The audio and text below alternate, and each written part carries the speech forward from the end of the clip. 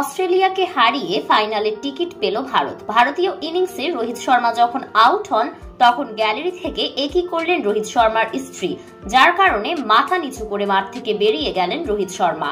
বিস্তারিত জানুন পুরো ভিডিওতে। সর্বশেষ ওয়ানডে বিশ্বকাপের ফাইনালে অস্ট্রেলিয়ার কাছে হেরে শিরোপা হাতছাড়া করেছিল ভারত। একই ফরম্যাটের ভিন্ন আসরে ঘরের মাঠে সেই হারের প্রতিশোধ দিল রোহিত শর্মার দল। বিরাট কোহলির ৯৮ বলে ৮৪ রানের বিধ্বংসী ব্যাটিংয়ে চ্যাম্পিয়ন্স ট্রফির সেমিফাইনালে অজিদের ৪ উইকেটে হারিয়ে ফাইনালের টিকিট পেল ভারত। এদিকে ভারতের ইনিংসে রোহিত শর্মা যখন ব্যাট করছিলেন তখন ভারতীয় গ্যালারিতে দর্শকদের ছিল টান টান উত্তেজনা।